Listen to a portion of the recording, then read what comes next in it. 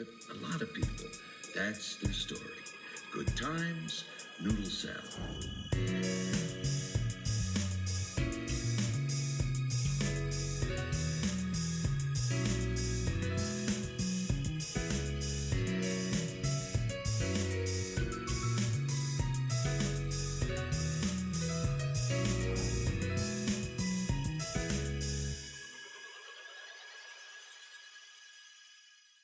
There he is.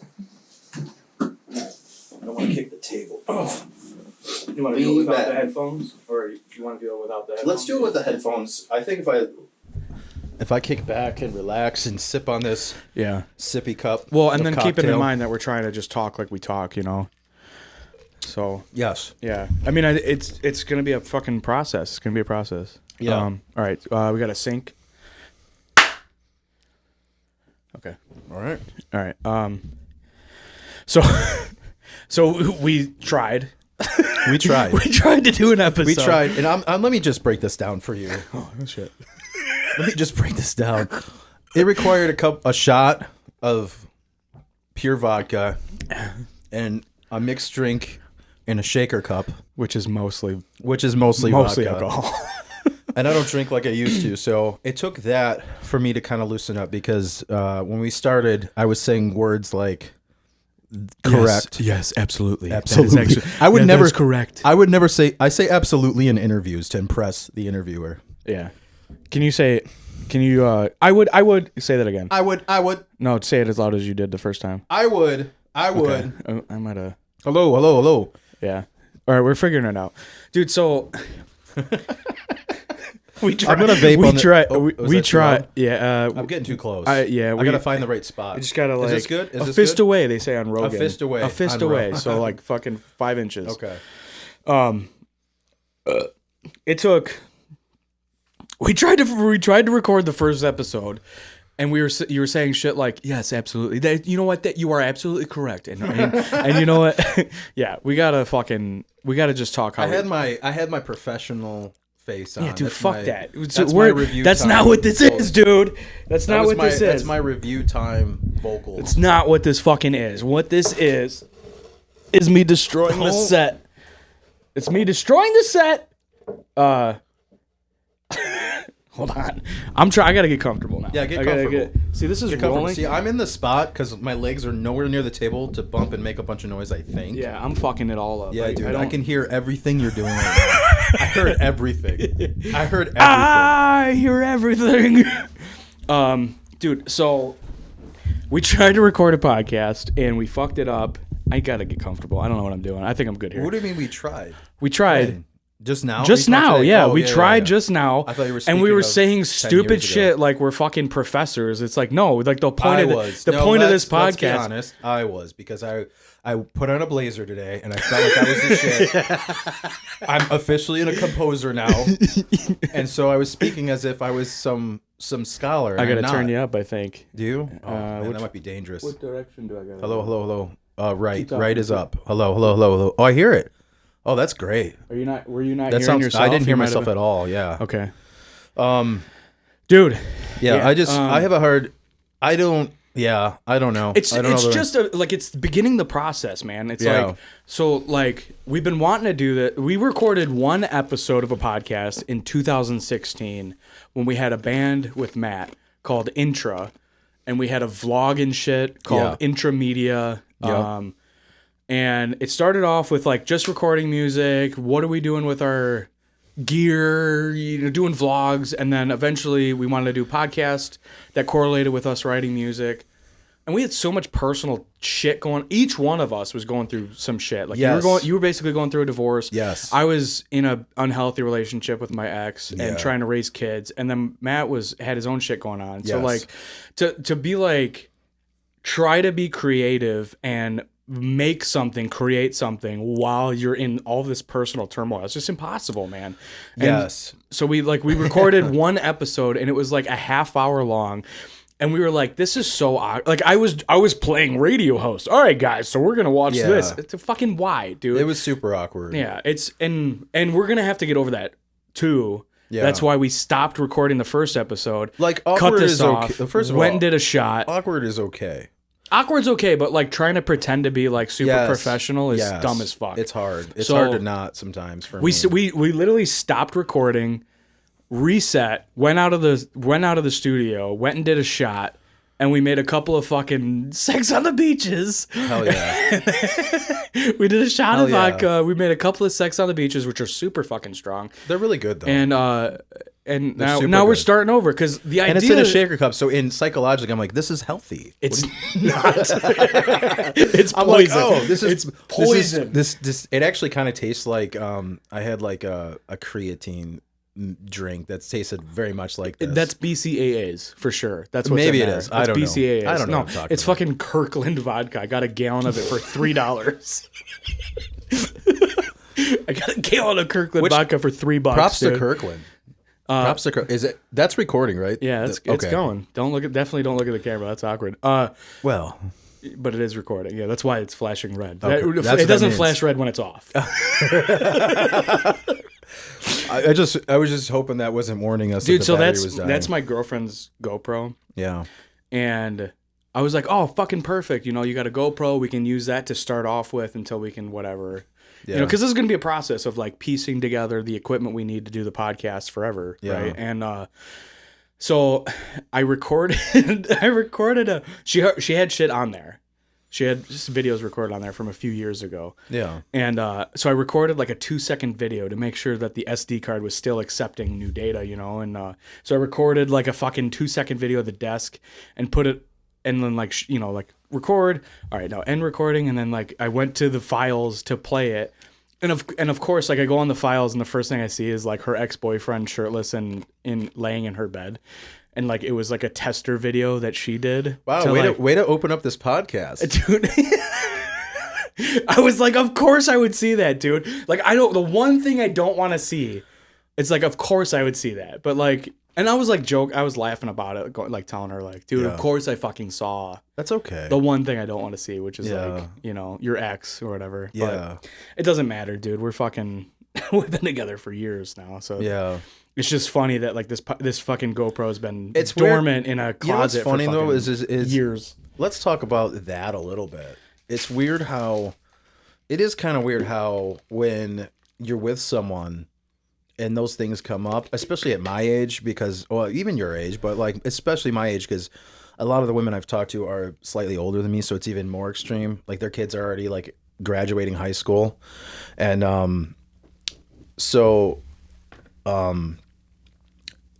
the issue is that you're now experiencing you're trying to establish a relationship with someone who already has an entire life. Their kids already have established lives. And it's very, very, very bizarre. It's weird, very right? bizarre. Like, I was talking to someone on Tinder, and she was a great lady, great person. I liked everything about her. Yeah. And she was my type, like to a T. Like, and I never thought I had a we type. matched with a couple of the same chicks when we were dating, like when we were both dating. Yeah. Do you remember that really hot goth chick with the fucked up teeth, but she had huge tits? Wow, dude. You remember that chick? She was so hot. I don't remember. She had bad Honestly, I don't teeth. remember. She had beaver teeth, dude. She had beaver teeth. I don't But she remember. was funny as fuck. And like, you sent me a screenshot of her, and I was like, no way, I'm talking to the same girl. Oh shit. Do you remember that? I don't remember her name. vaguely, but also I was like on and off Tinder for like my whole life. So, Yeah. Dude, my whole life. Well, since when did I get 16, divorced? 17? Yeah, when I got divorced in 17, I think. So it's been about 7 years, 8 It's years. so weird. On and off. But Like- I don't like it. I don't like Yeah. dating apps. I think it's a pain in the ass. I think. Okay, so going back to what I was saying is that I feel like when you meet someone who's already got this established life, the only way you can connect is like, all right, well, add my Facebook. Like, we've been talking for weeks. And it's like, all right, cool, you know? Yeah. Yeah, that's cool. And then you add their Facebook and you're like, oh, that's 20 years of their marriage. Yeah. And you're like, dude, Dude, I can't it's weird, do that. Right? Like it freaked me out. have And a I hard even, time. like, I have a was hard so- time. I feel Yeah. very secure in my relationship with my girlfriend. I adore my girlfriend. Yeah. She's the most rock solid person, stable Yes. person I've ever met in my life. Yeah. But like she'll like go on Snapchat and be like, oh, look at this memory. And like, for whatever reason, it just like sparks something in me where I'm like, I don't want to fucking see this. I don't want to see you have fun 3 years ago. Like, cause you were somebody else's girlfriend then. I don't want to see you have fun then. What is that? I don't understand. What is that psychologically? I adore her as a person, but like, even if it has nothing to do with another guy, I'm just like, I don't want to see that. Cause we weren't a thing yet. Yeah. So I don't want to see you have fun. I don't want to know that you had a life before me. I don't want to know that you had fun before me, dude. You were just a worthless beggar before I came into your life. I'm kidding. No, and that's been like an argument that we've had a few times where it's like, I'm sorry, like she'll show me shit and be like, oh, look at this video of like me and my friend who I'm now friends with, and I'm like, fucking dude, your friend was friends with you when you were dating someone else. Like, fuck your friend. Like, fuck you, dude. Like, you're that's not so weird. Like, well, that's weird. You know, I don't really think I get that, it. but it is my hard first experience of that is when me and my ex-wife first started dating. Yeah. By the way, no name dropping, please. Yeah, we're gonna try to do that. It's hard. When I was with my ex-wife, now mind you, I was a musician. She was a musician. We were in bands together. Like we had a really cool history. You're and talking it was just, to me, not the camera. Just it was. I'm just zoning out, dude. Yeah, no, I know. Let me have my moment. Sorry, okay. I don't mean to let interrupt. Me have my moment. I didn't mean to interrupt your stream. I'm gonna just let everybody know on this podcast. Let me preface this. Matt has control issues, and that's okay. I do. I'm not a control freak. Why does everyone say that? Matt has control issues, and that's okay. So we're gonna try to appease Matt while I have this conversation. I'm gonna look deep into his eye as he destroys. It's funny. It's always the guys with all the things that they have, all the things to say. Oh, yeah. It's the guys with all the things to say. Dude. I'm just kidding. We're using a fucking card table. I know. And this C clamp is not. Hey, you're breaking the fourth wall here. No one needs to know that. No one thinks that we're professionals. Doesn't matter. No one thinks that we're. Doesn't okay, matter. Hey, Sebastian Maniscalco fucking. Doesn't matter. Dude, it fucking doesn't matter. Oh, you doesn't. swore. It doesn't matter. Yeah. There's 93 in the line. All right, so what about your ex-wife and how she painted her eyebrows on with a pencil? Calm down. Come on, let's be nice here. I'm still friends with her. You still friends with her? Not really. Like on Facebook. That's not weird for me. Facebook, she's a good person. And you're talking about like, oh, you dated someone else before. I'm angry. She's not an enemy just because you guys didn't work out. I've known her since I was like 13 years old. By the way, my divorce was amazing. It was easy. Yeah. We sat down and said, yeah, we shouldn't do this anymore. Yeah, and it's like as healthy as it can be. Yeah. Dude, like most people, most people have divorces. They become enemies. They try to fuck each other over. Like, I'm going to take the house, and I'm going to take this, and I'm going to take your pension, and I'm going to take your retirement. I'm going to take every penny you fucking have. Why, dude? Just because we didn't work out doesn't mean that we're enemies, man. And I didn't get divorced. My only issue with anything, but mine was about as toxic as it. Oh, yours was about as toxic as it could have been. Yours might as well have been. Yeah, you might as well have been a super successful individual who was going through a divorce. Yeah, because it was that toxic. Yeah, it was like it's probably what big superstars go through. It was awful. It was fucking awful. And like aside all we should have like you having to pay alimony, but it's like almost that would have been easier. All we should have done was like shake hands and walk away and be like, "Hey, this isn't working." And it wasn't working for a long time. Right. But we wouldn't accept that, and we tried to like keep going and like and play house when we weren't in a relationship anymore, and it became this toxic environment for everybody, man. It was fucking toxic for the family, it was toxic for me and her. It was toxic for the kids. Like, it was awful, dude. Yeah. It was hard. It's hard. I was just talking to Stephanie and Paige about this. Like, dude, I look at me, like, I coached baseball for 5 years. Yeah. Where my son played. And the year that we won the championship was the last year I coached.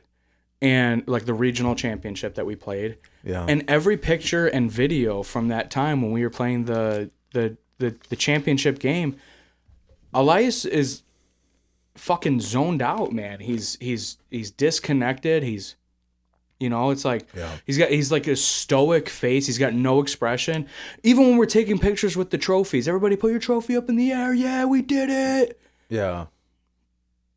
He looks like he's got this Dust Bowl smile, you know? Well, and it's like there's a couple layers to that. I think that's just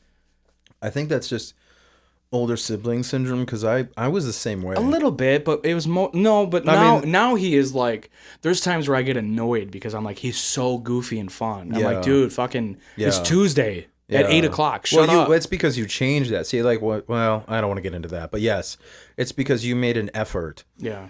Which we know a lot about. Not a lot of people do. Not a lot of people do. Yeah. Dude, it's hard. It's hard to look back at that stuff and be like, man, like my kid was 6 years old. Yeah. 7 years old, 8 years old, and like the fucking wet dream of a kid who plays sports is to like win the regional championship, and we did, and he didn't. It couldn't even make him crack a smile. Yeah. And I was telling my friend Stephanie, I'm like, dude, like we were on the way to these practices, on the way to these games. Like sometimes I was like, we were arguing, like me and my ex were arguing so bad where we're like screaming at each other in the car, and then we have to step out of the car and compartmentalize that we're arguing, but now we're at a place where we're supposed to be celebrating and like working. Yeah. So it's like, hey everybody, what's up, kids? All right, we're gonna work on grounders today. Everybody line up, pick a partner, line up. We're throwing grounders. Yeah. Throw halfway between you. And then Elias is like, dude, you guys were just saying shut the fuck up to each other, calling each other pieces of shit and whatever other insane things that we would say to each other because we're so miserable together. Yeah. You know? It's, I don't know, like, not that I want to talk about my ex all the time, but it is like, man, to go from from fucking 15 years old where we started our relationship to 28 years old when we broke up. It's a long time. 13, it's in my entire adult life at the time. Yeah. Was trying to make a relationship work with somebody that like we were friends. We should have only ever been friends. Yeah. We didn't agree. Like I had fun with her, but I never agreed with her on any moral standpoint or life goal ever. Yeah. Like I never agreed with her on anything. Like I don't think cheating is okay. I don't think like stepping outside of your relationship is okay. I don't think prioritizing like how you feel over like how much money you make or like what you need to do for your family. I don't agree with any of that stuff that she, you know, she prioritizes how she feels over everything else. And just like standpoints like that like break down the relationship where it's like, okay, I had fun with this person when we were carefree and we had no responsibilities, but now we have kids and we have a house, we have bills, and it's like nothing's clean, everything's chaotic, everything's chaos, everything's hard. Yeah. You know. Well, it's crazy. That's just what you went through is the standard toxic relationship cycle. There's nothing that you went through that was, I mean, even down to the very ending of your guys' relationship. All of it is what happens when you try to make it work and you know it's not going to. Well, that's the thing is like all of it. You hear these guys say like steer your ship. It's like to have a successful relationship, you have to let go of control, not become controlling. And I became controlling, trying to make it work. And it's instead of just accepting that my ex is somebody that I was never going to agree with her choices and her moral compass, which is okay. Like it doesn't mean that she's inherently wrong. Yeah. It just means that be careful. It doesn't mean that she's inherently wrong for being different than I am. Right. But it was because we were in this relationship where we're a unit. Yeah. And I'm like, dude, what are you doing? Why are you doing this? Why are you? And then I become somebody who's never okay with what she does, and then she feels controlled. And then what does she do? She takes back control by acting out of the relationship. She takes back control by doing things that are outside of the relationship, you know? I'm controlling every aspect of her. Clean the house, do this, do that. Don't work because it's cheaper. You would make less money than it would cost us in daycare. Right. So you stay home with the kids and you clean the house and you do this and you do that. And then by the way, these are all problems that I'm completely disconnected from because I mean, I've seen you go through it, but like I don't have that experience. I don't have kids. Well, but you don't. I didn't have kids with my ex-wife. You didn't have a family and your wife was a professional. Yeah. And you were a professional. Yeah. So like you guys had a completely different relationship. Yeah. It was where like you were able to trial run a marriage. Yeah. Where, from my perspective, I know I'm telling you about your marriage, but like from my perspective, you guys trial ran a marriage that you guys were best friends. Yeah. Then you started hooking up. Then you like became a thing, got married, did like what you thought was the right moves. Right. And It felt right. Don't always do then, what you think is right. It's not always right. Yeah. Well, and then it turns out that like you guys should have been friends. And you should have never been married. Yeah. And that's okay. Like, but you guys did it in the most. Even though you guys hated each other at the beginning of the divorce, like you were like resentful of what happened. Yeah. Because you felt like you were sold a bad bill, like you were sold a bad good. Like you're like, what? I signed up for life with you, and you don't want the things that I thought you wanted. Yeah, like that's okay. Yeah, but it still feels like not really time. That serious. It's literally like a band splitting up because of creative differences. That's exactly what it was like. Yeah, I mean, I was depressed only for the sake that I'm naturally depressed. Sort of in my life, and then and it's also grieving a loss. It's grieving a loss. It does feel. People don't talk about grieving an end of a relationship. I've had relationships after the fact that were way more hard on me. Like I had to be on meds. It was that hard. Yeah. Which is crazy because it was never a good relationship, and they were never as serious as being married and having a house together and having everything intertwined with each other. It was understood. That relationship was based a lot around logic, though. That was a very logical relationship. Everything was about, we got to do this, we got to do that. You guys were solid. We were solid. But you were solid. You were stable. But when you realize you want completely different lives, it's like, all right, well, let's be smart about this and move on. And then I think that you started to realize that. I think you started to realize that, and then you started calling her out for things that you didn't approve of is not the right thing to say. But like, you would like make fun of her for wanting things differently than you. They'd be like, "Fucking, you're gonna do Reiki? Like, what the fuck are you doing? You know, you're making." By soap. the way, I still feel that way. Oh, you're making fucking soap. You're gonna, you know what I mean? No, and it's like no. She just had by the way, I never was like that with her. That's a totally misinterpretation of our situation. I was very supportive, even if I didn't understand or agree with everything. Well, maybe I'm taking the way you would talk to me about it. Well, I mean, as the way that you would talk about it with anybody her. When you're talking about something that's annoying, especially a huge breakup after being with someone for 10 years. Yeah. It's a long time, which you know. Yeah. You tend to exaggerate your anger towards the situation, but I never really... Yeah, you speak in hyperbole. You make everything fucking I catastrophize it. I made it extreme, for sure, yeah. but it wasn't. I mean, like, I literally have had the conversation. It has been so far the best relationship I ever had because it was like it was a true partnership in a lot of ways, but also sucked in a lot of ways. So finding that balance of having that logic, that brain-driven relationship, but also having the heart, that's the key. Dude, that's where I feel like one of us really, a lot of us both of us lost the heart after a while. That's how I feel like I'm in that position with Paige. Yeah. Like it's so different. It's so different. Well, explain what you mean by that position, because you guys aren't on the outs. So could you? No. You said that like you had this brain-driven relationship without the heart. Yeah. I'm in this position where I'm like, I fucking adore Paige, man. I adore her. Yeah. Why am I tearing up? That's so gay. Oh my god. No, I adore. I quit. I don't want to do this again. No, I'm kidding. No, I adore who she is as a person, man. And but we also have everything in common. You know what I mean? Like we have the same goals. I showed you our vision board, which like I thought you would make fun of me for, and you're like, dude, this is actually like inspiring and awesome. Like we have this vision. Let's talk about that. Well, because I thought you would make fun of me for like having a fucking like the secret Rhonda Byrne fucking law of attraction vision board where it's like, if it's in my mind, it'll happen kind of deal. But me and Paige like have all of the same goals. Like we want a house. We want to build we want to grow a family together. We want a vacation home. Like that's just buying stuff. But we also want to be creative. We want to create businesses. Yeah. Like we have these goals. We want to keep learning. We want to learn about other people. We want to learn about new things. Like we're both like very knowledge driven. And it's so different, like to be with somebody that, just to give a random example, man. Like we were cleaning the house yesterday, and I was playing NPR Tiny Desk concerts. Yeah. And this small underground artist came on, and I was like, she might not like this because it's kind of quirky and weird. And I went and I changed it, and she was like, hey.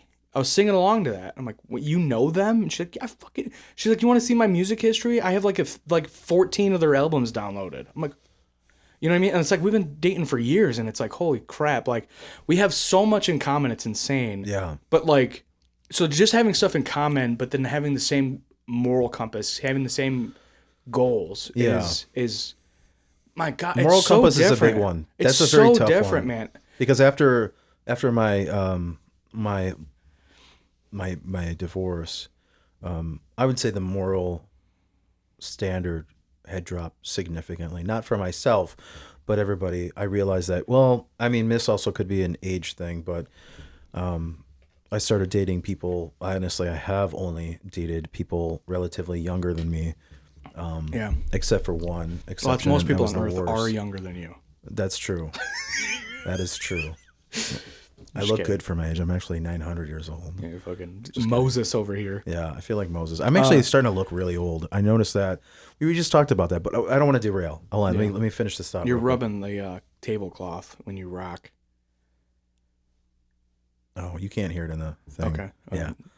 Hold on. Oh my God, I'm losing my train of thought.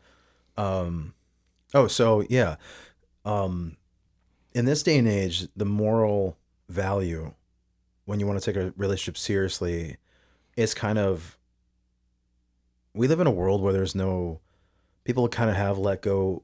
When you let go of expectations a lot, and I feel like a lot of people have, when they have, the younger generation especially,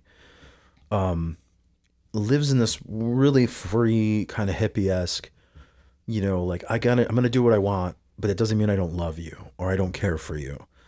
And I like that to an extent, but I also am a logical kind of cerebral individual in the sense that, now mind you, I am very creative and also very sensitive, but I can be cerebral. If I were to go in a relationship and they were like, hey, look, I don't want to be tied down, but we liked each other enough that didn't matter. Mm-hmm. Okay. It's when you get in a relationship and then you're like, yeah, I don't know, I'm going to go hang out with this dude instead. And this is like 3 months in, you're like, all right, that's cool. And the agreement is that you're exclusive to each other. So like, you're surprised by that?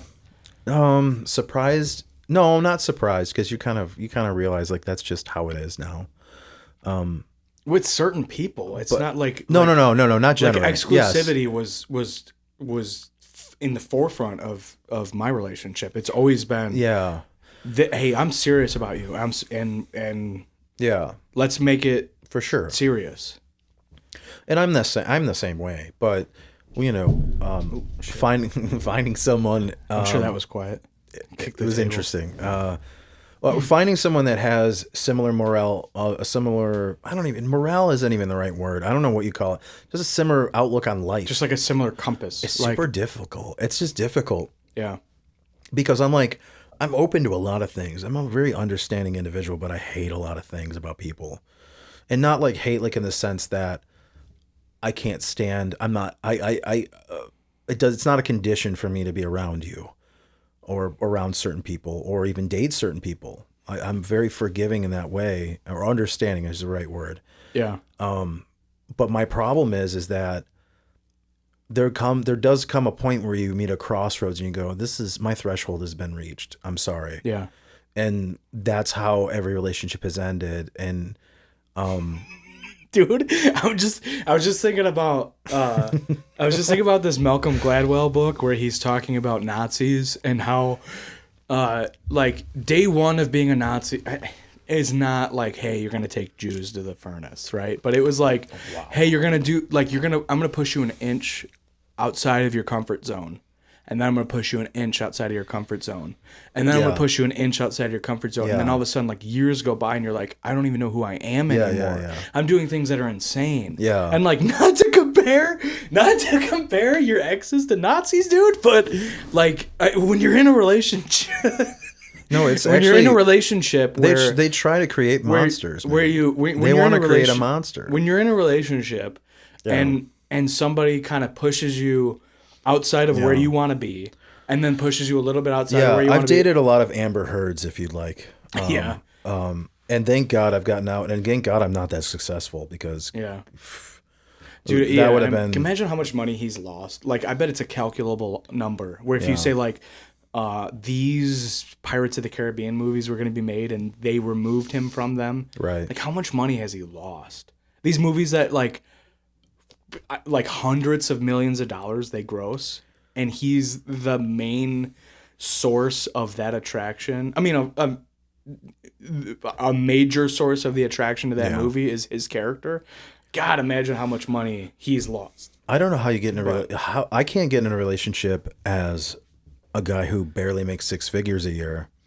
I can't imagine if you made 8 figures, 9 figures a year. It's insane. Well, I mean, how do you get into a healthy relationship? You're saying you don't. Yeah, you can't get into. It's hard to get into one unless you're like a religious person. I don't know. And then you go to church. True. You know, I started to feel like the that. Sweet down country girl, I started or whatever. to feel like that, dude. Like when me and my ex first started, me and my ex first split up, and some time had gone by, and I started dating. Yeah, I was like, dude, what the like? Oh my god! Like, we have nicknames for all these chicks. There's like, I don't want to. Let's not put it Cousin out there. Pitt. Yeah, dude, whatever. Cousin Pitts. Oh, Cousin Pitts, the bald chick with armpit hair. Yeah. Trash Bag, the chick from Flint. Yeah. I mean, God, you know, I like these chicks that I dated that were like so like I thought they were so different than I am. It was like they were caricatures. It's like hold on, I ask you to clean it up, you know, because I don't personally like body hair, and she tells me I'm attracted to prepubescent girls. She tells me I'm a pedophile because I want her to be shaved. Man, it's like I'm attracted to traditional women. I'm sorry, like I'm attracted to your personality, but I'm not attracted to body hair, and you know what I mean? Like, so to be to be told that I'm a pedophile because I want my girlfriend to not have like a happy trail. I'm like, hey, like, and I was so delicate about bringing it up. The content of saying that is offensive by itself. I understand that. Like, hey, I need you to change something about you. But like, it's like, hey, I know but like, dude, to be like, dude, like, you know, hey, I know that this is your normal, and I don't want you to feel judged, or I don't want you to project anything that you think I'm going through based on this conversation. But I'm attracted to certain types, and I've always dated certain types, and could we try a compromise? And then it's like, you should be hyping me up, you shouldn't be judging me, I feel fucking judged. And you're like, that's your fault. I was totally, by the way, all of that is your fault. I shouldn't have dated someone that was too different. Yeah. Then too different for me to cope with that. You went far left with that one. Yeah, she was interesting. I enjoyed She's talking to her. She's probably cool, creative, awesome. She's very creative, very interesting person. I really liked her as a person. There's nothing wrong with it. But it just like physically, like it was like hard for me to get, you know. Physically, it's making me ill just thinking about it. Dude, oh my God. Some of the shit that my Adam, one of my best friends, man, we were working together when that whole relationship happened, and Jesus, like some of the shit he would say, he's like, hey, you got a little hair in your teeth, like just like shit like that, like shut the fuck up, dude, like stop, you know. But it's that's why I like, not to like keep riding Paige's dick, but like, man, like when I met her, I'd gone through like a year and a half of like dating people where it's just like there's just like something off. Yeah. We're like gears that are like one tooth off, right? And it's like, what the fuck? Like something's not jiving here. Something's not for sure. That's it's dating. almost it's like completely good, but it's like not good. Right. And then I meet Paige, and we go on this 20-hour first of all, dude. I was shopping for cars when we met. Mm-hmm. So I had my motorcycle only. And we met in February in Michigan. So I rode, you went with me to get my motorcycle from my ex's house. Yeah. We rode my motorcycle. I rode my motorcycle from where my ex lives to where Paige lived. Yeah. In February. Yeah, I remember. And I stopped, dude, on the way there. I remember you like putting layers of like snow, like it was like a snowsuit. Dude, I had a snowsuit. I had like winter gloves on.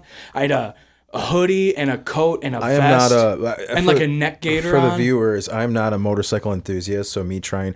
He wasn't. Well, not to get into details. Yeah, but you don't need basically, to share all that. yeah. Basically, I had to get the bike and get it somewhere in vicinity for him to grab. Essentially, Yeah. That's a long story that you don't need to know. But I'm not a bike enthusiast. So then, of course, he takes a Snapchat or something or video of me. Yeah, because you were struggling. like you couldn't move I the had bike. no idea What the fuck to do? how to turn it around. Which was hilarious. Like we were. It wasn't. And you were in an icy driveway, so you're like trying not to drop my motorcycle. Yeah. It was so. I'll never Hilarious. help you again. Ever, Dude. So whatever. So we leave that. You give me winter gloves out of your car because Yeah. all I had with me was like regular riding gloves. Yeah, I think you gave them back to me because I still have them somehow. Yeah, I gave them back. Okay. Good. But so like I take your winter gloves. I have a neck gaiter on. I have a hoodie. I have a coat. I have a vest. Yeah. I have snow pants on. I look like fucking Ralphie from A Christmas Story. 100%. Like I'm layered up. I can barely Yeah. move. Yeah. And I ride a half hour from my ex's house to this girl's house because we're gonna go on our first date.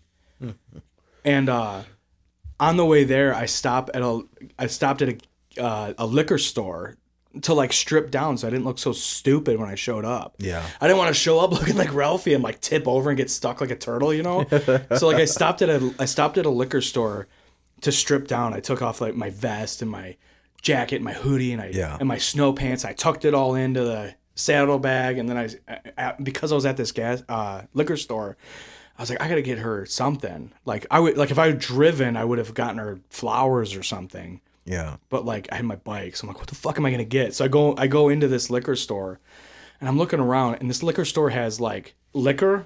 It's fully stocked, but then the shelves are like random bullshit, and like there's like feet of separation of nothing on the shelves. Mm-hmm. So I'm like, okay, they got Pam and like fucking yakisoba, fucking ramen, and like random bullshit that like I'm like doing circles. I don't know. And then I see that they have like a little shelf right by the door, and they have like name branded liquor store beanies and t-shirts. I'm like, I'll get her a beanie, I guess. Like that's kind of funny. To get her like this local lake, you know, like everyone knows that liquor store. That it's a liquor store that's right on the lake. So Yeah. I get her the beanie that's branded for that liquor store, and then so with my like now I just have like my hoodie and my jeans on. I look, now I look like my regular self. Yeah. I roll up to her apartment, and I like take my helmet off and I'm stripping down, whatever, and we meet at her front door, and she has a Google doorbell. Yeah. And so she opens up the door, and I'm like even though I had all those layers on, I'm like frozen to the bone. Like I'm so fucking cold. Yeah. And she opens up the door, and she's like, "You rode your motorcycle here?" And I like did this like awkward ass like dance, like, "Ooh, I'm shaking off the cold." And her camera catches her face going like, as soon as I turned around to like take my jacket off or something, her camera catches her making this like, what the fuck face. Dude, we watched it back like a month later, and we were laughing so fucking hard. But so like we met, and it was like we had this like 20-hour first date. Yeah. Like we met, we were like, oh, let's go get something to eat. So we jumped in her car because she wasn't gonna ride my motorcycle. And so we jumped in her car, and we go out to eat, and we're like, we eat and we talk, and we're like instantly click, like we're best friends. That like we had been talking for a couple of months, but then we meeting in person, it was like we were fucking it was like we were best friends that like never met in I don't know, it was just instant. Yeah. So we go out to eat, and we like go shopping, we do all this stuff, and then we end up going to the Legion, and like the Legion was like open to the public where we were at. So like a bunch of her friends showed up, a couple of her family members showed up, and all of a sudden there's like fucking 10 people at the bar with us, and we're like blackout drunk, like having a blast, just talking shit and dancing and stuff. And we go back to her place, and we go to bed, and we're like, well, at first we're like drunk dancing to like like Tennessee whiskey, like playing on the radio. And we go to bed and we go to sleep, and I get up in the morning. It's like, I don't know, it must have been during the week because we both had to go to work. So this must have been like a Wednesday or a Thursday or something. And like, I get up in the morning, I get on my bike, and the roads are just completely iced over.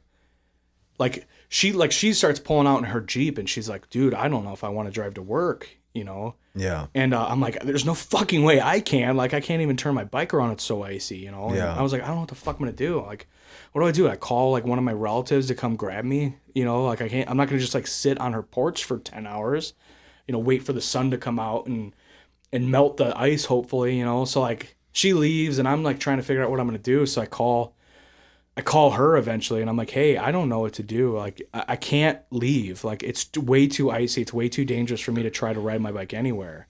I think I rode like 3 houses down and turned around and rode back. And so she's like, oh, I have a spare key hidden in this spot. I'm like, you're going to let me hang out in your house? And she's like, should I not? And I was like, well, like, dude, like, we met last night, you know, like, I'm going to hang out in your house all day while you're at work. Like, you know, what the, like, fucking thank you. But, like, also, I'm like, I like, should I not let you do this? Like, it seems like a fucking weird choice, you know? Let a stranger hang out in your house all day. So she let me hang out, like, she let me go into her house, and I felt guilty, you know, like that typical Christian guilt of, like, someone's doing me a very minor favor, so I need to repay it. So I cleaned her house the entire day. I cleaned for 8 hours. I fucking organized her silverware. I organized her, like, closets. I cleaned everything. I disinfected everything. Like, her fucking... Dude. What? She was like... I was really hoping this was going to, like, turn into some big, epic story. This is the story. Because it's cringy to me now. Yeah. It's like, I didn't know what to do. I wasn't going to, like, watch TV for 8 hours just, like, sitting on her couch. Yeah, that's fair. And I was stuck. I'm like, what am I going to do? What am I going to do? Right. Well, so I called first thing I called my foreman. I was like, dude, it's too icy. I can't get to work. Yeah. He's like, why the fuck are you even calling me, dude? I know you're riding a bike right now. Yeah. Like, yeah, I'll see you fucking tomorrow. Or maybe not. He's like, don't worry about it. Don't get killed trying to get here. I'm like, appreciate you. You know, and then I go back, and then she tells me where the key's at. I go into her house, and I'm sending her Snapchats, and I'm literally, like, walking in circles like a fucking Dalmatian, like, up and down the fence line, not knowing what the fuck to do. So I cleaned her house. Yeah. I cleaned her house for the whole day. And I was sending her Snapchats and, like, text messages the whole time. So I was like, hopefully this doesn't come off, like, super weird, but I got to do something. And she's like, oh, actually, I've been meaning to whatever. So it's like, fucking, dude, I'm going in your closet. I'm fucking cleaning your closet out, you know? Yeah. And she came home, and she's like, my house is like a museum. She's like, this is awesome, you know? She's like, also, it's the fucking weirdest thing of all time, but it's, you know. That's cool, man. It's fucking hilarious. Yeah. And, like, we joke about it now because, like, now it's, like, we've been together long enough to, like, she knows I'm not a clean freak like that. But, like, I kind of gave off, like, a false, you know, reading of, like, how I am. Because I didn't know what to do, so I cleaned all day. But, like, yeah. Now she'll be cleaning. I'm like fucking watching Big Bang Theory. I'm not getting up. Fuck you. Like, I love you, but I'm not cleaning right now. I'm feed her up. I'm watching TV. I worked all day. Yeah. You know, so like she like obviously like we're in a normal relationship now, but dude, that's so cringy to think back to. I don't think it's cringy. Cringy is a strong word. I was just joking because I was like, that is not the direction. And then I cleaned her house. Dude, I'm like, what? For the entire day. For the you gotta entire understand, day. like 8 hours. Yeah. Like 8, 9, 10 hours that she was gone. It's not cringy. It's just it's a huge letdown. Thank you for telling that story. Yeah. I'm just kidding. Yeah. That's awesome. Yeah. You guys definitely have like leveled out a bit, which is awesome. Thank God, because it was kind of gross in the beginning. It always is, though. New relationship and that puppy love stage sucks. It's for everyone else. I'm by the still way. like that, dude. I'm so in love with her. Like No one cares. I am, man. I think she's great. You guys are great together. I'm really happy for you. And I'm not speaking from a place of bitterness because I really don't have bitterness, as you know. I've been look at it in the single veil for over a year now, and it's been fantastic. To look at it in the veil of like I was so miserable for so long because I was like trying to force something that isn't ever gonna work to work. Yeah. And then to be in a relationship with someone that like I fucking adore. Yeah. Like at the fucking cellular level. You know, like I'm like, this is my person, man. This is like this is everything I've ever wanted in a person. Everything. To go from one extreme to the other extreme, it's like, holy shit! I didn't know. Like, I didn't know that existed. I don't know. I think it's more exciting to bitch and moan about something that doesn't work than to be like, I'm grateful for finding something that does work. But man, I mean, like, that is I've been thinking a lot about this lately, and I think we need to transition that kind of topic because I think that's great. Is how people don't like when other people are doing well. I think we need to talk a little bit about that. And it's not a specific topic. It's not about anybody or any certain things specifically, but I just realized there's a lot of do nothing people. There's a lot of people that.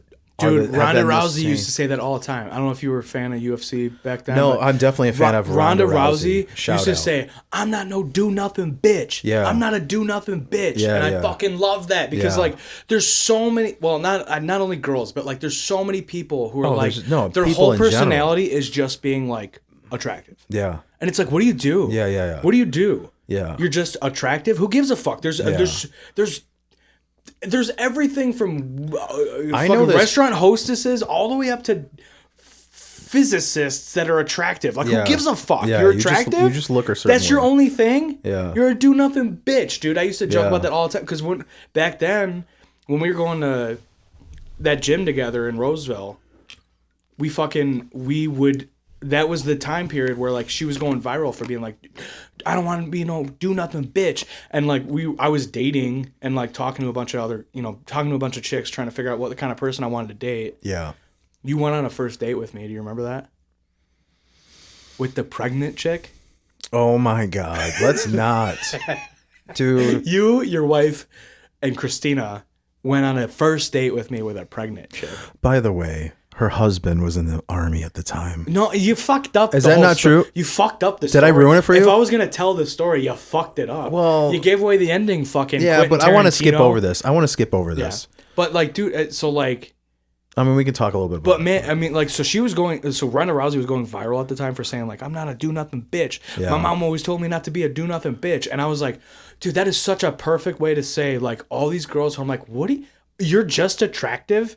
Yeah. You're not funny. You're not career driven. You're not like fun necessarily to be around. Yeah. You're literally just like duck lips, fucking attractive on Instagram. Like, Yeah. who gives a fuck? That's your value, man. That's all right. Like, though. dude, I want someone I can talk with, Yeah. talk about books and like, and what goals do I have, man? I mean, yeah. It's crazy that the currency. Like, I'm you gonna have be to real weed with through you, the though. currency of There's- like I'm just attractive. There's a good handful of people, though. A huge... I don't know. It seems like in my personal life, and maybe it's just the people I've surrounded myself with over the last 20 years. But man, aside from like my real close friends, like real, like, last 20 years friends, Yeah. a lot of people I've hung out with, man, they live in the world of the superficial. Yeah. I mean, I've met the worst people ever that were pretty girls that my friends are like still Obsessed with. talk about today. And I'm like, shut up. They suck. You suck, and you know who you are.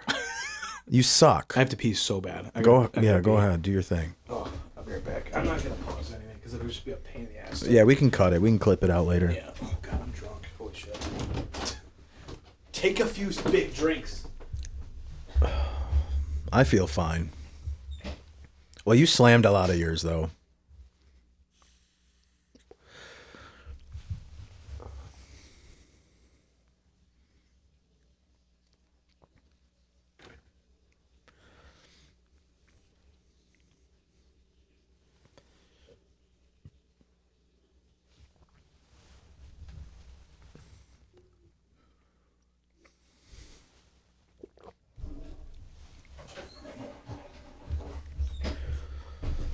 You want to check while you're up, you want to check the camera, make sure it's still got recording time on it? It's going. It's fine. We got a lot of time on it. Oh, do we? Okay, I don't cool. want to touch it and change the angle or anything. No, I understood. I don't want to bump it and then it looks Yeah. different or whatever, Yeah, so I mean, there is a lot of do nothing individuals, and it's not just pretty girls. I've got a lot of really creative, interesting, talented musician friends or talented artist That friends. do nothing with it. Do nothing, Oh my God. and then we've had this talk. you know how I want to just throw this out there because this isn't even about creativity. Yeah. Also, it literally is such a wide spectrum of do nothing motherfuckers. Yeah. When I moved to Orlando, to take a position at a big, huge company. I took a huge pay cut to go there, but I thought it was a great opportunity. It ended up not being. I was only down there 9 months, and then came back and made way more money than I ever had, which was awesome. But it doesn't matter. The point is that when I was down there, do you know how many people were like self-reflecting because all I did was move to Orlando? I took a huge pay cut, took a huge risk, something that like is most people don't do that. It's crazy to do that. Yeah. I mean, I even look back and go, I lost easily probably 50 grand that year. 50 grand. Between easy. taking the equity out of your house. Oh my God, moving everything. down there, buying everything I needed. and then selling everything. And then also making and starting $10 less an hour. I was hourly, but yes, $10 less an hour. Yeah. It was Holy cow, it was stupid, but it was fun. It might not have in been retrospect, if you were happy in Orlando. That's the biggest thing. It might not have been. It could have been a good place to be if I you loved were Orlando. happy.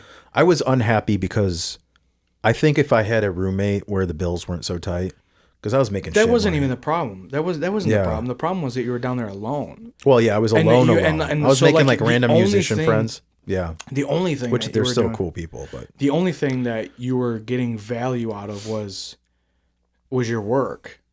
You didn't have a life outside of your work. Like, you would call me and be like, I don't know, I'm going for a walk today. I got to do something. yeah. And like, I remember. Well, that's not entirely true. I remember I did time jam. you- I did meet a lot of musicians. I was playing with a lot of musicians down there. That is true. That's fine, but like to have that's valuable it. That's all- relationships, that I did not have down to there. have like a real relationship Yeah. with people that are bringing value to your life outside of work, you did not have. No, that. I didn't have If it you all. had that and you were like, dude, I have to just serve my time at this company to get to a place, it would have been a good. It was a good I opportunity, love Florida, but it didn't work. I love Orlando. And that's okay. Yeah, it would have been great. Yeah. I agree with that. I guess what I'm saying is, yeah, it wasn't just the money. Yeah. Because I don't know, because like you're starting over. So like, what are you going to do? You're not going to find the relationships you've had for 20 years. No, it's and hard. loyalty builds in time, man. It takes And- so and, long. like, It takes a to lot be of fr- I mean, fights. It takes a lot we've of been friends with arguments. We've been friends with Jake and Scotty for fucking 20 years. It's like I love those guys. Yeah. And like, like you're not going to find relationships and friendships like that at a superficial level in 6, 8, 10 months. It's not going to happen, man. I mean, I don't really talk to those guys that often. But we have but completely different lives. We're adults, man. We're Yeah. we have The it's hard for me and you to get together. This is Right. we're doing this is going to be every other Sunday because Yeah. of our schedules. Yeah. And we're brothers. So like getting together with like guys that we've been friends with for 20 years. I'm sorry, man. I'll see you in fucking April. It's just what it is. Yeah, I mean, yeah. Well, there's a lot to that though. There's layers to that. Yeah. That I don't know that I want to go into. No, I mean you don't have to break down like your friendships and stuff. Like everybody's got drama in their relationships, regardless of what kind of relationship it is. Right. But that's what I'm saying is like the kind of loyalty that comes along with being friends with people for the majority of your life. I mean, you've known those guys since you were 17 years old. So Scotty, yes. so Actually 20 younger years. than that. He went to my high school. So 20 years. I mean, 20 years you've known him. Yeah.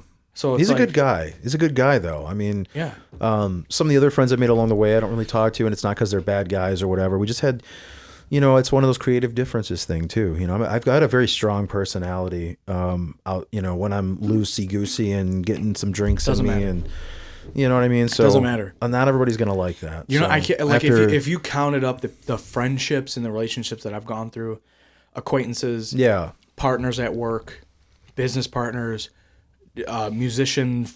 musician friends that I've tried right, to have. same dude, same. I mean, God, it's hundreds of people that I've gone through that like at least. where it's like it's okay, like it didn't work out and that's okay. You know what I mean? Like I fucking God, dude, when I think now now I'm thinking about Jake and Scotty, it's like I remember, having Scotty work with us when we were flipping houses. And like having Scotty work with us, and like I was so paranoid because of how difficult it was to be a business owner at 20 years old that like I remember like trying to call him out because I thought he was trying to rip us off, and I'm like, what am I doing, man? I fucking love Scotty, and I'm like thinking he's fucking me over. Why would Scotty fuck me over? He's a good guy, but when I was in the mindset of this business owner where I'm like everything is fucking hard, Well, when And you're everything was- running a business, I mean, we were both trying to run a business together. We're kids. Even you being 27 and me being 20, we were fucking kids. Like, Well, what were we, it was what were we doing? difficult. There's a lot to that. Oh my God, there's so much. Yeah. We didn't know what we were doing. People we were hiring didn't know what to do. Like, we were just winging it, and Yeah. we thought we could make it work, and we did. The thing is We accomplished a lot for we having. don't talk about the success of that. Yeah. We did it, and if we would have kept our attitudes in check and not burned bridges with people. Yeah. I mean, really, that situation between me and Scotty put a huge damper on our relationship for a while. I'm sure it did. And I paid him out of my pocket. Yeah. It had nothing to do with the money. It was me being his friend, treating him like shit. Yeah. Dude, you think I'm ever going to forget that? Yeah. I feel bad. Like, I know, like, that's what I'm saying is, like, I felt so in, like, when the dust settled, because the company went to shit because of, like, we just couldn't handle it. It was too much, too fast. Yeah. Like, when we started that, our idea was to be, like, to start a maintenance company. Like, I don't know if you remember, the original idea behind that company was that we were going to call the company EMS. It was going to be Emergency Maintenance Services. And we were going to buy old fucking ambulances and make them our work trucks. I remember this. And that was the idea, is like, dude, we're going to, like, do a maintenance Still a service. great idea. We're going to do that. Yeah, it is. But we're going to do this maintenance service where we do, like, drywall repairs and like install faucets. Just stuff that it doesn't take like it doesn't take a real plumber to put in a faucet. Right. You know what I mean? It doesn't take a real electrician to change out some fucking light fixtures. Yeah. You know what I mean? Like, and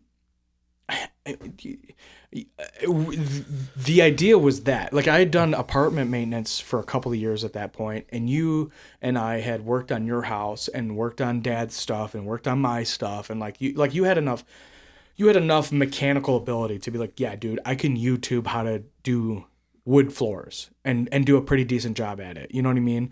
And, like, so we were confident enough to, like, start a small maintenance company, but then all of a sudden this fucking guy calls us and is like, hey, we're gonna flip a house. Yeah. And we're like, and then we go and look at that. Roped in. We go look at the house. Yes, it's the first job we ever had. Yeah. The first job we ever had was a $30,000 contract. Yeah. And we're like, what? We didn't make 30,000. I didn't make $30,000 a year. Yeah. And the first thing we did was a 30. Oh yeah, you were. I keep forgetting. I made $15 an hour. I mean, Right. no, I didn't even make $15 an hour yet. Yeah. As a maintenance guy. So, like, we go look at the house in Canton, and we're, like, walking through it, and we're, like, just taking notes, and we got these legal pads, and we're like, this, and we came up with a quote, and he was like, no, fuck no, because we gave him a quote for like $50,000 with materials, and he was like, fuck no, like, we're not, that is way too much money. Ooh, and this makes me want to jump ahead. And we were like, okay. $20,000, $30,000. Was it $20,000 or $30,000? I think it was 20. I think it was 20 grand for the labor. But a lot happened. For the labor. A lot happened. It's hard to remember because a lot happened. And I think I want to say we made 12 or 15. Yeah. But we had like it went to shit so fast. We had like $10,000 or $12,000 in losses that year. Yeah. And luckily, thank God for the IRS, we got paid back. But yeah, dude, we lost a lot of money. But, like, it was expected that we were going to lose money in the first couple of years of the business. Of course, that's how it goes. But we didn't know we were getting into business with a freaking psychopath who liked to cuckold a guy in a cage while he banged his wife. Like, facts. That guy. I don't even remember the guy's real name. Do you remember the guy's real name? He went by Toby. We gotta stop name dropping, dude. He went by Toby. We didn't name drop anybody. He went by Toby. You name dropped every one of my friends. What? We gotta calm down. Calm down. By complimenting them and saying we regret treating them. You're badly. Great people. I love Jake and Scotty. I adore do them too. like I do. Like I haven't talked to Jake in a long time. I gotta try to reach out to him more. Yeah, he's a good guy, good man.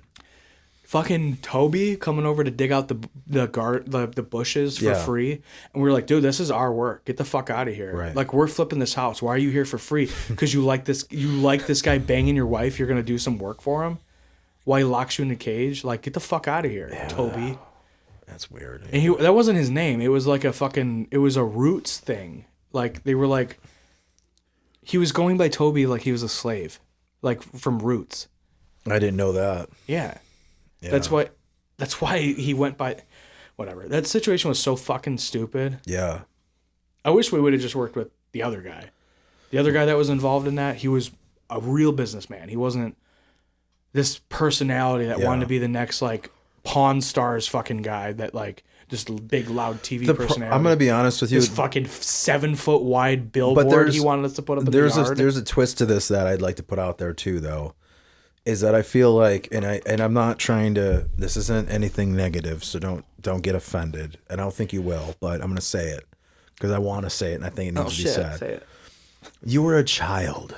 I was 20. Yeah. Yeah, I was 20. So like dude. your interactions with Greg was gonna milk you till he fucking, you know what I'm saying? And it's That's why funny, he didn't talk to you. huh? That's why he didn't talk to Yeah, you. until you burnt bridges with him, and then I don't think I ever told you this, but he called me. I was in the parking lot at Home Depot. I think I was returning some shit. Yeah. And I was fucking 5 a.m. He calls me, and I'm like, oh no, he's gonna sue us Yeah. or something, right? That was the fear. That was the fear, because it's like he threatened it, right? He was like, "Fuck you guys," and we're like, "Well, wait a minute." And like, it had there's nothing no to do with the work. There's no contract. There It was had no nothing to do with the we work. had it was a simple only personality. We had a bill of, well, not bill of materials. What do they call that? The scope of work. Yeah. And we did 1,000 things other than that. In addition to it. Yeah. Not even in addition. It wasn't even the same shit that he wanted done in it originally. Yeah. I mean, half of it. We had a demo, the basement. Well, I don't want to get into all the semantics because no one's going to care. But he called me and he's like, look, he's like, you're older, you know more of this, that. I was like, he's like, you're mature, you know, you handle things well. You know, I'd like to pursue with you. Your brother can't be a part of it. And I go, this is my brother's idea. Yeah. I wouldn't do that to him. Yeah. I'll go back and work my machinist job and make a good living doing that. Yeah. And that's what I did.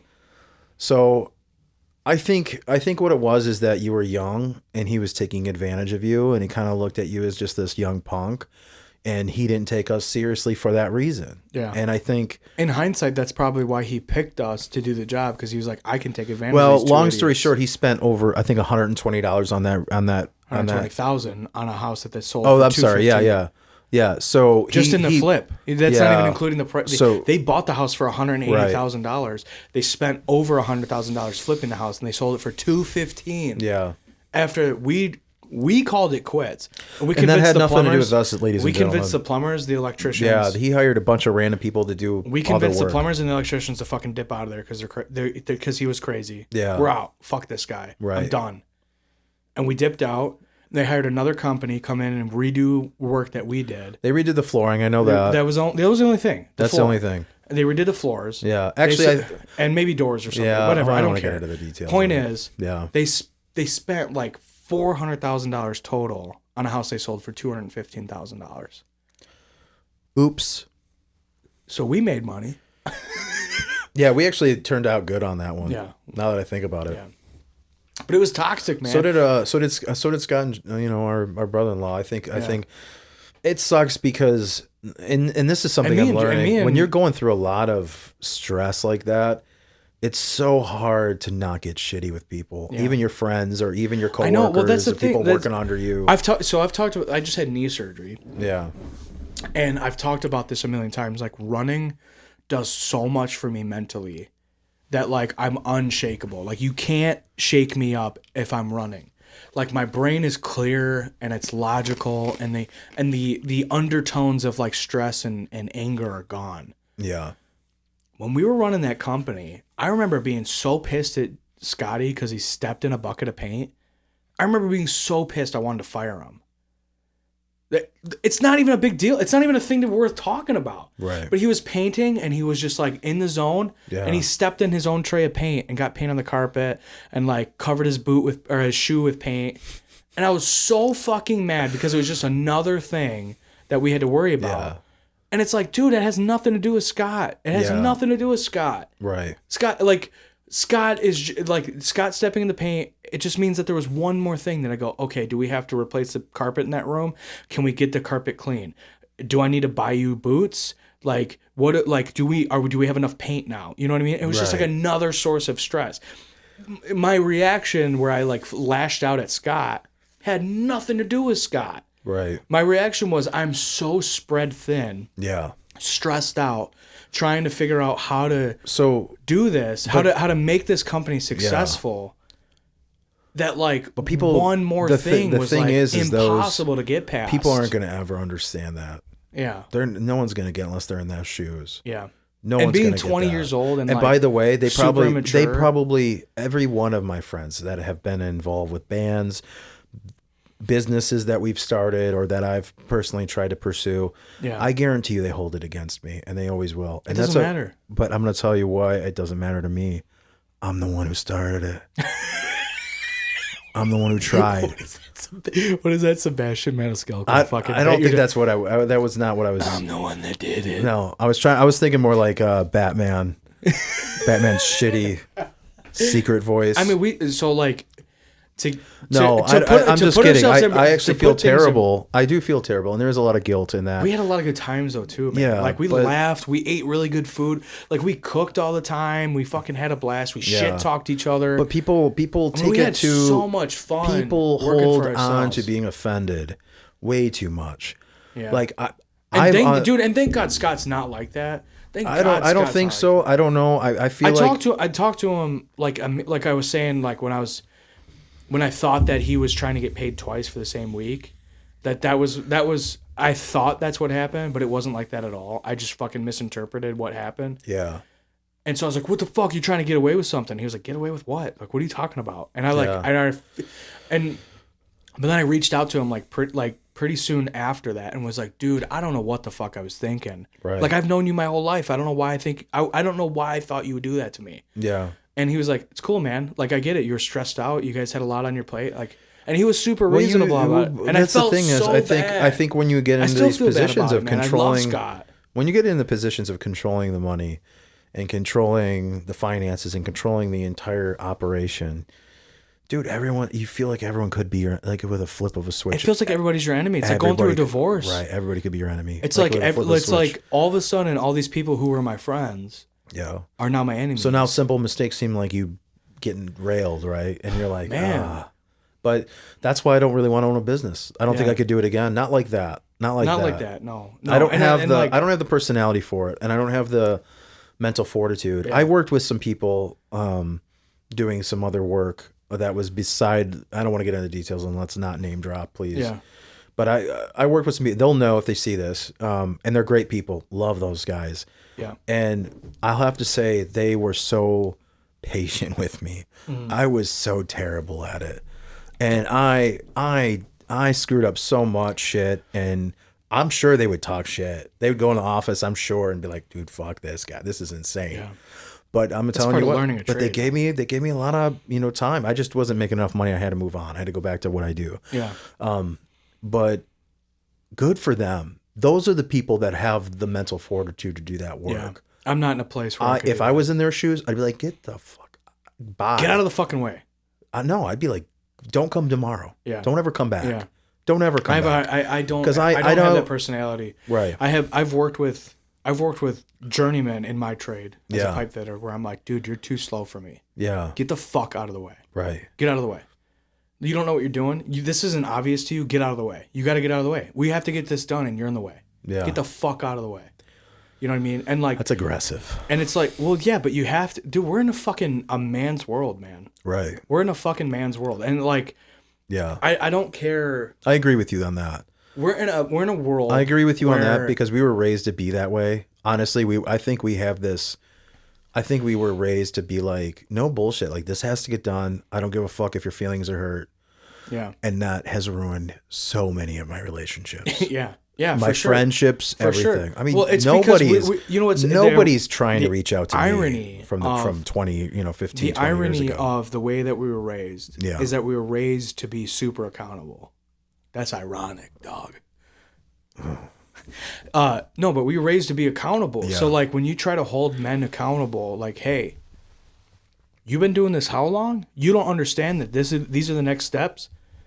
What do you mean you want to use this kind of valve on this system? Do you not understand these systems? Yeah. You can't do that. You can't throttle with a ball valve. You know what I mean? Right. Or whatever the situation is. And it's like, how do you not understand that a plug valve's got the seal is made by grease? How do you not know that? How do you not know that you're fucking leaking natural gas all over me and you want me to strike an arc, motherfucker? You know, like that stuff. And then you hold people accountable and it's off-putting. People don't like that. Yeah. People don't like being held accountable. Right. They get offended by it, especially when there's titles involved, like, oh, you're a 10th period apprentice and you're trying to hold me accountable. Yeah. Yeah, I'm holding you accountable, motherfucker. You're trying to kill me because you don't know what you're doing. Yeah, no, I agree with that. How have you been doing this since the 90s? You don't know what the fuck you're doing yet. Yeah. Pay attention or get bent, bitch. Yeah. Like, get out of here. By the way, this is every trade. That's not that. I mean, that's every trade. Thankfully, I don't have to worry about that as much anymore. Yeah, you don't have to. Well, you also don't have to worry about partners as much as I do, dude. Being in the trade that I'm in, I'm one-on-one with another man. Sometimes weeks, sometimes for years. Yeah. Where it's like, dude, me and so are fucking partnered up, and if we don't jive, it might suck for a long time. No, man. that's understandable. It might suck for years, man. I mean, you kind of have that with shifts, and I mean, you have like guys just do their thing. But you're as a machinist, you're problem solving alone for the most part. For the most part. And then maybe you'll have to reach out to somebody like, hey, this is this setup or this lineup or whatever's not going right. As a pipe fitter, man, if we're just doing hangers, just doing simple shit, like, hey, these are our elevations, let's do hangers, just go. Right. I might have to rely on a guy who's in his 60s who like stares at his phone and drinks coffee and thinks he's beyond actually doing the work anymore. To be my ground guy and my cutting guy and my hanger guy while I'm up in the air putting the work in. And then I come down and I'm like, what the fuck? You don't have hangers for me yet? I just put in 20 in the air. I put 20 hangers in the air. You don't have hangers built yet? You don't know what we're doing yet? You don't know that there's a turn? You don't know that there's an elevation change? All right, let me unclip my harness. Let me climb out of the basket. Let me walk over to the headache shack and look at the print for you, which you should be doing all of that while I'm in the air. Yeah. But instead of doing that, you're looking at your phone or drinking your coffee or you're shooting the shit with the laborer chick because she's cute and she's got a nice ass instead of paying attention to the job. Yeah. So then like you start to feel resentment like, motherfucker, I'm a 10th period apprentice. You're making, $17 an hour more than me. Right. And I'm telling you what's happening next. Like it's hard to keep your mind straight and not get resentful of people that you feel like should be further along or better at it than you are. Or maybe they should hang it up. They should hang their boots up, but they're not going to do it yet because they can't afford to. Right. So they're just showing up and they're drinking their coffees and they're fucking hanging out with the hot laborer chick. Yeah. And they're not doing the job anymore. Well, you're like, hey, I get it. You served your time. I get it. You've been doing this since the 90s. You've been doing this since the 80s. I get it. You can chill a little bit. Yeah. But like also, you still have to do something. Especially when you're making more money than me and I'm turning all the wrenches and I'm sweating and I'm in the hot ass ceiling and I'm putting my body in between hard places that I can get pinched and killed in and you're fucking off. You're fucking off. Yeah. You know what I mean? It's like it's hard to keep yourself in the right mindset. Like, dude, I respect that you have this much time in, but I need you. What have you done for me lately? It's like we're still showing up. We're getting paid right now. What have you done for me lately? I'm glad you did something 10 years ago, but what did you do today? And so it's like it's hard to keep your mind right, and you're like, dude, like, all right, chill out. You don't know what's going on at home. I mean, you don't know what's going on also, at home for them. I mean, I get what you're saying, but you're coming off in a way that's like, I mean, you're coming off in a way when you say these things that's like, I totally can relate, and to some degree. Obviously, I never had like direct partners in most of the things I've done. But I can relate in the personalities and the do-nothings and the people that are obsessed and do too much. Yeah. I think what it comes down to, though, is learning how to navigate those people. I'm telling you what, you could know nothing about any trade, and if you can navigate people, you will do well. It's the hardest part of the trade. It's the hardest part of anything. You can navigate people and just learn their quirks, learn how they are, learn where they're going to fuck off, and learn where they're going to do too much, and learn where they're going to say too much, learn where they're not going to say enough, right? When you can learn those things and learn how to navigate those and roll with those punches and kind of go, all right, well, yeah, but we all know how this goes, right? Yeah, and then you just it forms an expectation, and at that point you could have open, not open conversations like talk and smack, but like at that point you can have those conversations with people that know and go, yeah, like this happened and this guy did this. And they're like, yeah, I mean, that's literally this guy 101, right? That is his personality. That's who he is. That's how he is with everyone. But then if you can learn to use that to your advantage and go, all right, well, this guy's going to kill it doing this, that's where, which sucks because that's where personality types. That's where decent management comes into play. And management hardly ever does their jobs because their jobs is to do those things. Their job is to go, hey, look, he's not good at this, but he's really good at this. Yeah. Let's have him do a lot of that. Right. Holy fuck. Right. Imagine how much easier your work life would be. Being able to manage personality types is the biggest part of any trade. And like, there's guys in my local, I'm a union fitter. There's guys in my local that are, everyone knows they're big personalities or they're weird personalities and people don't like working with them or they're not really productive working with them. And they'll be like, hey, listen, I'm going to lean on you, but you're going to be my logistics guy. Yeah. I need you to deliver material to these locations for these installers. And the reason I'm going to have you do it is because I can trust you to do that because you have a lot of experience and you know what these guys are going to need.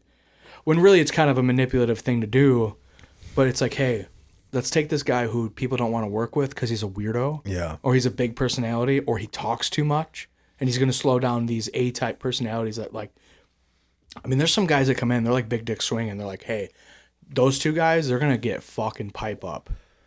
Yeah. Keep those guys busy. You know what we need to do? We need to get the guy that talks too much and get him working with the operator and get him just dropping material off to the guys that are going to install shit fast. Right.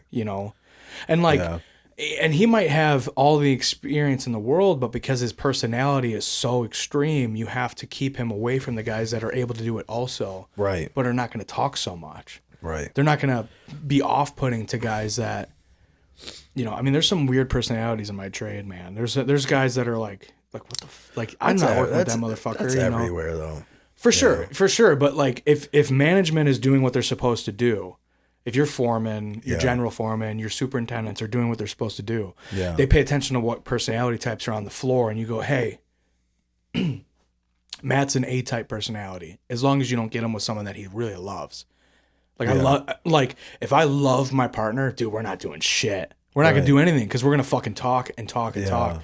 But if you get me with someone that kind of don't like... A little bit of that's cool, man. A little bit of that's cool. Some of that's needed because honestly I don't know. It's different. Maybe it's different for you because in the company I'm with right now has gone through some really rocky times. And, man, those are what kept me there. Those guys. Those guys. Yeah, but you got those guys I can understand openly go and go, fuck this place, fuck this dude, fuck that dude, and not have to worry about losing my job. Yeah. Those guys kept me working. Yeah. Those guys are not unimportant. Yeah.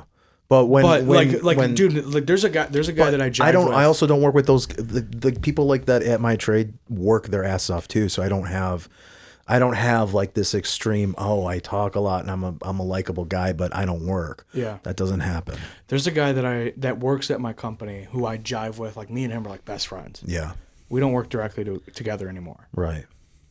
And I like that because that means like not like me and the guy that I was working with before I went to go have surgery. Me and the guy that I work with is the guy, my partner is the superintendent's dad. Yeah. And he's a great fucking guy, hilarious stories, but we're also serious about our jobs. Like we really care about our jobs and like we make sure that we're getting, like he wants to make sure that he's producing for his son because he wants his son to look good. But we're also both really serious about our jobs. Like we love and we take pride in our jobs. Me and him work together better. We get more footage up and we get harder stuff done quicker than me and the other guy who like me and him are like best friends because we could talk for 8 hours and do nothing and be like, I don't feel shit. I don't feel guilty about this, dude. I served my time. You know what I mean? But like when me and the superintendent's dad are working together, it's like, hey, we got to get something up. Let's get this done.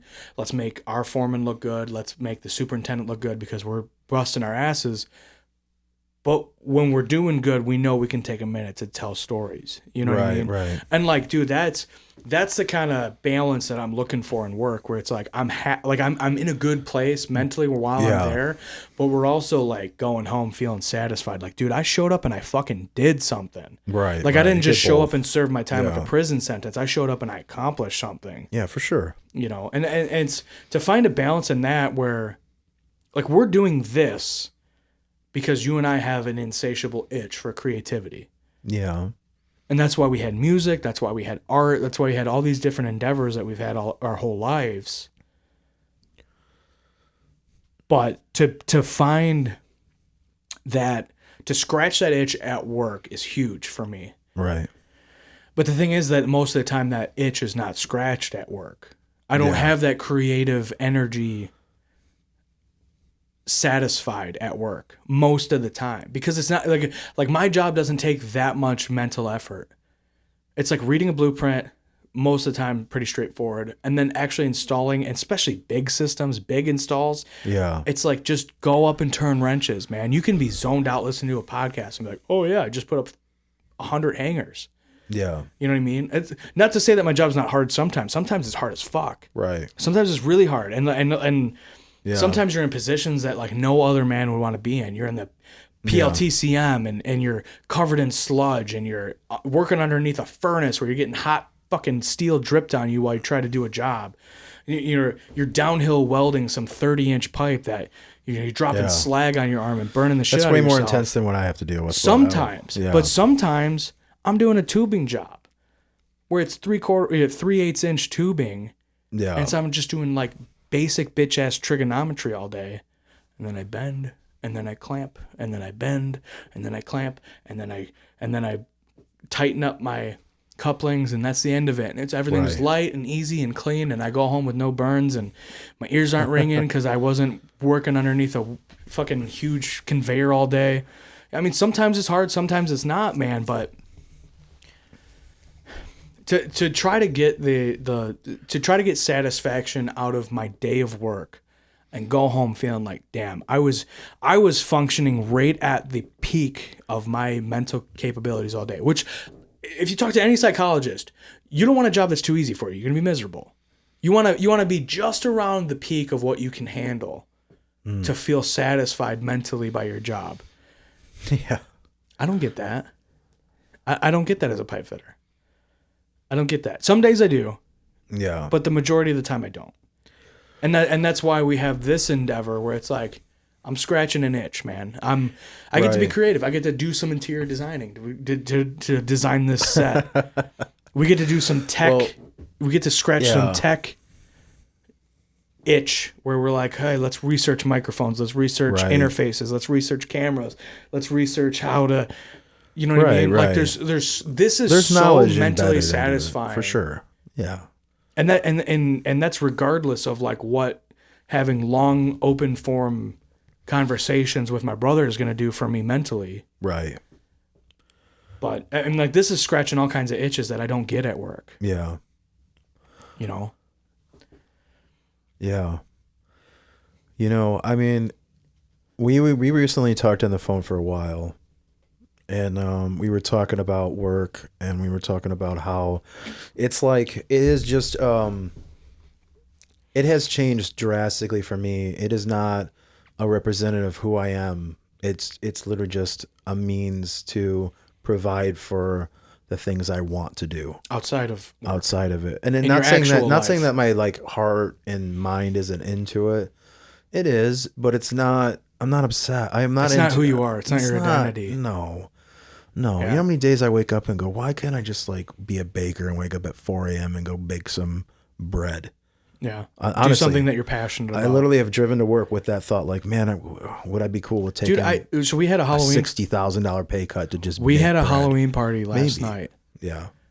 And I took a video, I put it on our Instagram of like what my house looked like at the end of the night because it was like all lit up and it looked fucking sweet with the fog or whatever. But we had a fog machine and these Wi-Fi lights. So like it was like red, green, purple, blue, like all throughout my house. It looked fucking cool. Right. Anyway, we had a Halloween party and I met this guy, Matt, who's like my girlfriend's cousin's boyfriend, whatever.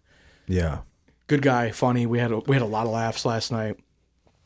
But we were talking about this, man, and it's like, dude, if I made what I make as a fitter to do something I'm passionate about, I would never be a pipe fitter. I would never show up to another day of pipe fitting. And I was like, you know what? To compound on that, if I made fucking half of what I make as a pipe fitter, yeah, you would never see me again. as a pipe fitter. Doing something, if I made half doing something I was passionate about, Oh, for sure. you would never see me on another pipe Yeah. fitting job. I'm okay with pipe fitting. Yeah. That's it. That's it. Yeah. I'm okay with doing that without feeling like I'm gonna eat a pistol because I'm a pipe fitter. I'm never gonna eat a pistol because I'm a pipe fitter. Right. It's okay. Like it's like I like it enough to be okay with it for a living. See, it's like, weird. But It's weird to that have you're so. passion. I agree with this, but I'm also disagree because personally, I've had this conversation with someone at work. They were talking about the lottery, and they're like, "If you won the lottery, what would you do? Would you obviously wouldn't come back here?" And I go, "That's not true." And he goes, "What do you mean?" I go, "Until I can do my passions 24/7, Yeah. I gotta have something to do. Yeah. Even if I don't need the money, I gotta But if go you to had work. the freedom to do, if you were born of a family where making an income is not Matter. not necessary at all. You're a fucking Rothschild or some shit. I wouldn't. I don't think I would have the mental fortitude to be as work as hard as I do on my. But you would personal find something that endeavors. you're passionate about, and then you would spend your time, energy, and money pursuing that. I don't think. Like I don't dude, I've think been on disability for there's a not a lot month of. because I had surgery. I'll be honest with you. I don't think that. I don't think that that's how that works. I have to pee so bad again. All right. Hold on. I gotta pee. Hold that thought. I gotta pee. So to go back to what we were talking about. Yeah. Because I had to pee and I couldn't. I was going cross-eyed because I was Okay, so holding it hard. if money didn't matter, I Yeah. wouldn't have the work ethic that I have to do my music. Because I'll lose sleep. I'll go to work without sleeping for 3 days just to work on a song. I wouldn't do that for work. I wouldn't do that for anything else. But I think you're agreeing with me while like framing it like you're No, disagreeing. I'm saying the only reason I do that is because I have the work ethic to get it done, and I have very limited time. I work like 60, 70 hours a week. If I had all the time in the world and my day was just slowly crawling out of bed at 11 p.m. after partying all night, and all I had to do is do like a couple things today, every day for the rest of my life, why would I? Why would I do anything? Why would I? Even if funds were, even if funds were, man, I feel like that's because you're coming from a place of limited time, a high work ethic. It all comes from struggle. And also I wouldn't be writing the music I do. My music comes from a place of struggle. Yeah. My music comes from a place of emotional disdain and disruptions and life problems. It doesn't. If I was a rich kid, I'd be making pop music just to, I mean, I guess that's. I don't agree with that. You are who you are, regardless of your money. Some people might consider you rich. I am who I am because and be like, of how do you my have any environment. pain when you like? How do you have any pain when your life was so much better than mine? I'm not saying there would be no pain. That's not what I mean. No, I know, I'm but there's saying- people who think that there's people who would think that growing up, I finished mine. No, it was loud when you set that down. So what? It echoed for a while. Oh. Yeah. There's people who had such a different life than we did that they would be like, why does this guy write melancholic, painful music when he had such a better life than I did?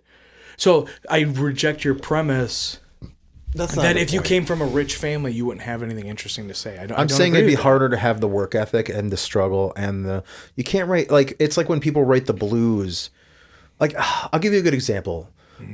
Some of the bands we listen to, metal bands, are like really intricate, progressive metal bands. Yeah. Okay. Not like the rock star ones, but the ones that are like virtuoso. I guarantee those guys have barely had a struggle in their lives. They sat in their room and played until they got so good that that's all they knew. You're talking like math. No, metal. just I'm just saying, like, there's people who, but the problem with that is it's so mechanical. It becomes a mechanical thing. It's like I've honed in this skill. There's no soul. There's no We spirit. were talking in it. about this earlier. It's spiritless. You were talking about the spirit comes a piano from struggle. player being told like you're playing it perfectly, and that's not the point. Yeah, exactly. And like some pieces were written with pauses. Some pieces were written with pauses that aren't in time. Like you're like when you listen to my music, you're like, oh, I like it, but like, wow, like I don't know what to do with it. I don't know how to process it sometimes, and it's because you're a drummer. Yeah. Well, I should preface this. My first album has a lot of drumming on it. A lot of it was written to beats and stuff. But the stuff I'm doing now is more piano compositions and stuff of that nature. Which was, I guess it's done. I guess we're over. Yeah. It said, we don't care about your music, Chris.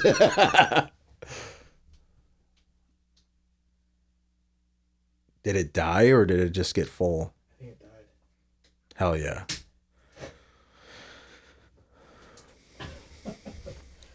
Shit. Like, this thing's fucking so hot. Why would it get hot? I don't know. Well, that's weird.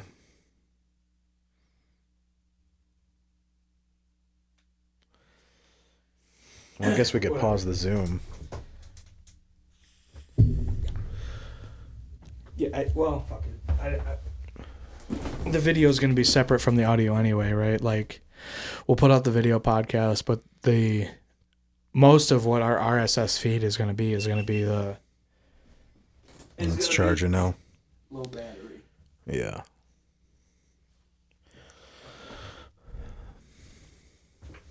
And it goes right back to recording. I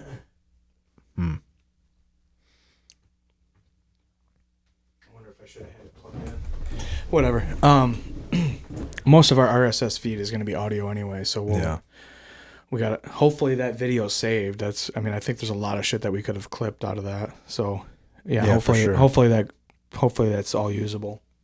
We'll find out. I mean, if not, it was a good conversation and we have the audio and it's a learning experience. If we've got to change our... I think we're doing good, dude, for being the first episode. I think this is going a lot better. Well, we tried and then we went and did a shot, ate a piece of pizza and came back with some mixed drinks. And now I think that was a lot better. Loosening up is important for me in any social experience. Okay. Is it? No. Public service announcement. In case you were wondering. In case you were all wondering, if you want Chris to loosen up, feed him some bread and olive oil and garlic expressions. Give him some vodka, and he'll be feeling good.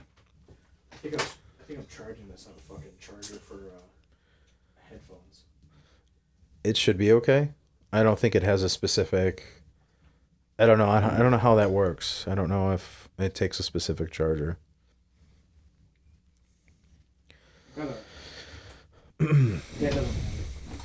Fucking that was surprising because I thought it was going fine. Hopefully it saved everything that came up. Yeah.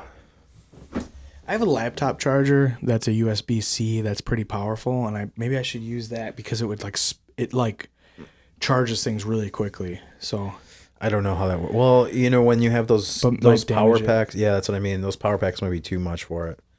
It's already warm. You don't want to blow it up. I got a phone charger that makes my phone blazing hot, and it scares me every time I charge it. It's not even turning on. I got to let it just charge for a while. But that kind of sucks. I was hoping that we could record the whole episode at once, and that's okay. Yeah, it's a learning experience, dude. This is the first episode, and right. I don't know. I think we're doing good. Like, we have a nice looking set. We got mics that sound good. We're dialing in how we do this. Yeah. I don't know that getting sloshed is the way to do it every time, but I don't feel sloshed. I'm fucking saucy. I'm a little saucy. Yeah. But I'm feeling good, man, and I think that made a big difference. Like, when we the first 20 minutes that we did, and it was we were being real fucking stiff and yes, absolutely. Yeah, that's correct. And it's what are we doing, man? That's not how we talk. We talk like regular fucking skater dipshits. We're but we also try to put it in the veil of being introspective and hey, let's problem solve these ideas. Right. And think about is there something that we can do to improve our perspective the next time we run into this kind of situation? Yeah, you know what I mean? And yeah. I mean, dude, fucking, I feel good about this. I feel good. Yeah. I think that we'll be able to put out decent interesting podcasts without sacrificing too much. You know what I mean? Yeah. I don't think this is such a major, dude, like music is such a major commitment. Writing songs, practicing songs, recording songs. And it's like, dude, there's so much to it. But like you and I just talking. Tell me about it. You and I just talking is like, it's pretty consequence free. You know what I mean? Like This has taken nothing out of me. Yeah. When I write a song, dude, I could sleep for 3 days. It's so exhausting. Let's see what this thing's saying now. It's fucking beeping. I shouldn't say song, really piece of music. Even just writing music without lyrics or singing or any of that stuff is a lot of work. So it did save the video, but now it's gonna fucking turning on and off. Let me grab that fucking. I'm gonna go grab that laptop charger. Maybe I can get that thing fucking. I don't know if that's a great idea. Should I just unplug it? Can I be completely real with you? I think what time is it? It's not late, right? We started pretty early. We started pretty early. What time? It's 4:20. That's 4:22. Wow. We did an hour and a half. We're at an hour and a half. You know what I think we should do? Pause, take a break, and do another episode. Either that or just come back to it, and whether or not the first one means anything or becomes anything, it was excellent practice, dude. We talked really well, and we had well, not really well. That's not the right word. We had a great conversation.